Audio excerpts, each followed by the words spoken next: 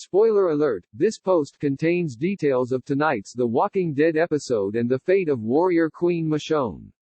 Do not enter if you don't want to know more. After 7 seasons as the sword-wielding and scene-slaying Michonne on The Walking Dead, Danai Gurira touchingly left on the high seas tonight in the AMC Zombie Apocalypse series What We Become episode. It was everything, the actor states of her near-final scenes on the radio with Michonne's children with the presumed dead Rick Grimes, Andrew Lincoln, and her exit from the show based on Robert Kirkman's comics. It was peaceful, it was beautiful, it was joyful, it was sad, it was, gratifying. For fans, even though Gurira's move to leave this season was revealed over a year ago, tonight was a TWD departure quite unlike most.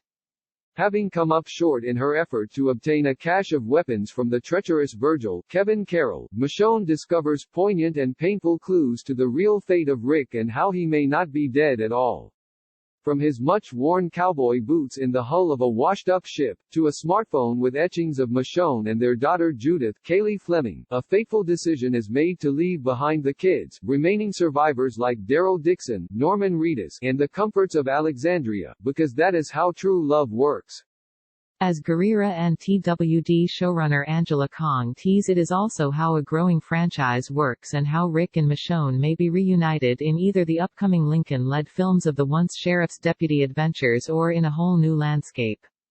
In this week where large swaths of America and the world shut down due to the global pandemic of the coronavirus, I spoke with Gurira, who inked a big overall deal with ABC Studios last month, and Kong about Michonne's trip up the river, so to speak, and is it permanent or not. We also discussed the legacy of the character on the show, Gurira's upcoming HBO Max show Americana that she is showrunning, living in this time of COVID-19, and the return of Lauren Cohan's Maggie to TWD. Deadline. So, Danai, the way Michonne exits, in search of her love Rick Grimes, are you really gone from the world of TWD or just walking out of sight for a while? Gurira laughs, well, I would never tell you yay or nay to that, but I think there is an open-endedness to how she exits. I will agree with you on that.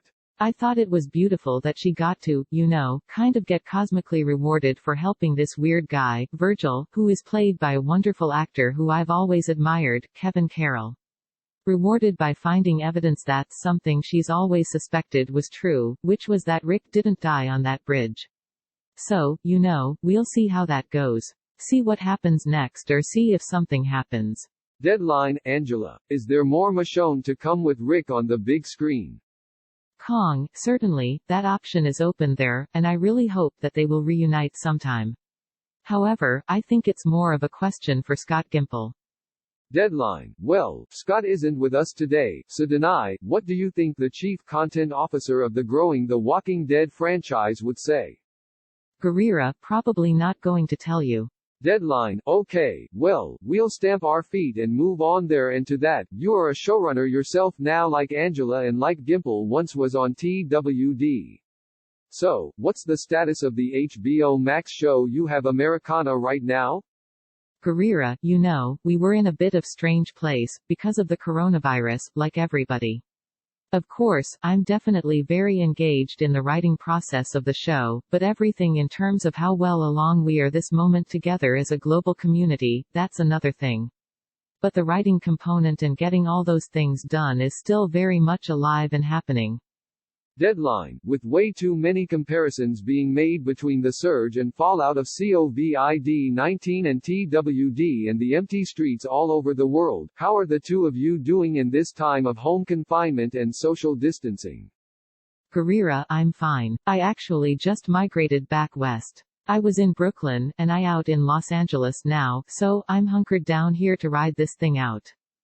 Kong, we obviously made the decision last week to stop all pre-production, that was AMC, just kind of across the board for their production. So, we still have people working remotely. The writers continue to work. We're still several weeks out from anything shooting, so it hasn't been overly disruptive yet. We're Zooming and Google Docsing and doing all the kinds of things that everybody else is doing right now. Deadline, unlike the ever-expanding coronavirus, news of Danai's departure slipped out over a year ago, so the actual execution in tonight's Vivian's penned episode was a long time in the making. Though very different right now from the now completed comics, but unlike lot of TWD characters, Michonne didn't die and clearly could come back, so how did you put all this together over the past several months? Kong, I mean Danai is an amazing actress and an amazing person, I just want to say. I've worked with her since season 3 and with that familiarity, we kind of did what we usually do on the show. Deadline, which is? Kong, which is we go off and start thinking about the season and the arcs and what we can do. In there, Scott Gimple obviously and I had a conversation too about like what handoff was needed to kind of ride her out into a bigger possibility of stories elsewhere. And then, at a certain point kind of in that process I always have one-on-one conversations with actors. I say, hey, here's what we're laying out, this is what we have planned, we're excited about this, is there anything that is in your head in terms of like where your character's at, and so we had a really wonderful conversation. And honestly, the story didn't really change wildly from what we originally planned. Gurira, I have to give a lot of thanks to Angela and her team for that. They came up with an amazing architecture for those characters, for the stories, and how to give her that sort of an ending. Then I worked a little bit with them. I worked with them on some of the architecture therein, which is very generous of them to embrace my thoughts and my contributions.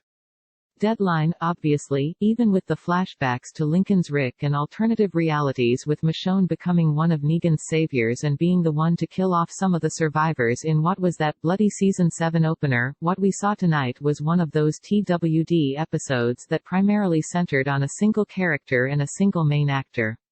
Not having almost anything from Robert Kirkman's comics to base this on, how did the particulars emerge from ideas to plots? Kong, as we were talking about like what really had Michonne gone through on an emotional level through the years, we felt that ultimately here's a person who has some tendencies to want to be alone and to be a lone wolf, but she is pulled to other people. Deadline, like the treacherous Virgil? Kong, yes, and ultimately her decisions to show mercy at various points and to connect with people rather than isolating herself has been what has healed her. It has given her the greatest joys of her life, and has allowed her to build a life even in the midst of this apocalypse too. So, it came out of this organic conversation about what are these key moments that really shaped who she was, and does she have any regrets? Does she think that the decisions were the right decisions? Is there any awareness of the easy paths that people can take where things shift, and what is the line between a hero and a villain?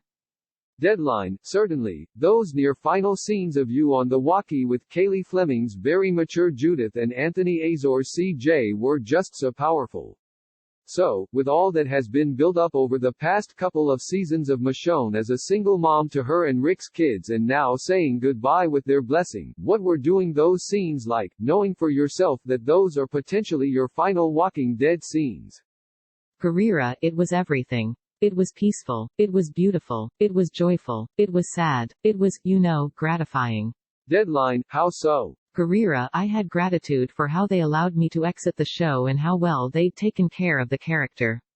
I had gratitude for how much I got to do, and how I got to exit in a way that honored the character and gave her an ability to be true to herself, like that end scene you referred to. Deadline, Angela, now with Michonne, the demise of Samantha Morton's Alpha last week, Rick and Maggie, a number of the major characters, major cast members, have exited in various ways since you've taken over, and the show has shifted in many ways. Where does this leave TWD right now for you in terms of how the rest of the season goes and going into season 11 and forward? Kong, I think that certainly Michonne leaves a gaping hole in both the emotional lives of Judith and these other characters that love her, but also, she is the head of security for Alexandria and she has been such a leadership force since the loss of Rick. So that really puts Daryl in a particular position. It really demands more of people like Gabriel and Aaron, but also asks our other communities like Hilltop, how do they come together because they've lost a stream of leaders? So, I think that's a big part of kind of the landscape of what's going on in these final few episodes as they deal with all of the fallout from the Hilltop battle, the death of Alpha and now Michonne gone. Deadline, Danai, as a first-time showrunner now with Americana, and no disrespect to your well-established career as a playwright, but what has your experience working on the other side of the camera on TWD given you for this next step in your career? Gurira, I worked deeply with Gimple mostly, and you know, he's a dear friend to me. He's actually somewhat of a mentor right now for me as a showrunner. I say that because he made some very wonderful and bold choices concerning the show. And I really thought he did some bold things with Michonne specifically. Such as how he was clear that Rick and Michonne had an unexpected connection. He actually started that right there before he was the showrunner in Season 3 Episode 12 when he wrote the Clear episode. That's the episode where Michonne and Rick connect and Michonne and Carl become friends when they go and they find Morgan. To me, the potential of Michonne's connection to Rick and Carl's family, and, in the playing of it, there was some great connection that we just all naturally had, that I had with Andy and the wonderful Chandler. So, just working with Gimple every year, he brought a lot to my character and a lot of bold choices and I learned a lot from that and him. Deadline, and since Angela took over with Season 9? Gurira, well, I loved what Angela has brought to the show. The beautiful pivot she made into how she started to bring the story to life in a different way and exploring things we just have never done before. The idea of, okay, usually, we go through this whole mourning process with characters after they die. Angela, she's like, we're skipping 6 layers ahead. Do you know what I mean? It's like, wow. Deadline, in that vein, Angela, and even though they know it's coming, what do you say today to fans as they absorb the shock of Michonne's immediate exit, because there are layers of grief there to people who have invested years of their life in this character? Kong, that's true certainly for us on the show too. I mean, we've gone through our own stages of grief every time we write anybody out because we get so emotionally invested in these characters just like the fans. Because, and I've said this to you before, we are first and foremost fans as we work on it. And then, also these are our coworkers, they're our colleagues and we love them. But I guess what I would say is Danai is going on because she's a writer and she feels a calling to follow that path for a while now. So, for our side, we've done our best to try to tell a story about this character that hopefully fans will love, and if they don't, I'm sorry, but we still have a lot of great story with great characters ahead. Deadline, speaking of which, as one door closes in the zombie apocalypse, another reopens. What can you tell us about the awaited return of Lauren Cohan's Maggie to the show after a season absence when she went to work on ABC's short-lived Whiskey Cavalier? Kong, ha, I mean she's coming back. It's so funny, but I really can't say anything about her coming back because it's just too spoilery, but you know we are really happy that Lauren's coming back. We had always been planning to have her come back somehow and we were working on timing, like you know as we've been saying.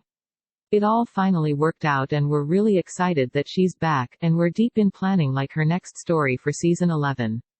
Actually, I just spoke with her on the phone the other day. She's such a lovely, lovely person. We're just really happy to have her back in the fold, and I think we'll tell some really fun stories with her. Deadline, Danai, for you, what would you say to those TWD fans and those particular fans of Michonne as she heads off in search of Rick, perhaps never to be seen in this world again? Gurira, first of all, I couldn't be more thankful and have more love for the fans of the show and for the way that they have bolstered me and loved what we've been doing and appreciated our work. Also, I feel there'll be an indelible connection to this and the audience of The Walking Dead. The love that they show us and the way that I've been able to connect with them over the years, which has made me a better human being. It's filled me with gratitude and love, and I'll always be deeply appreciative of them for that.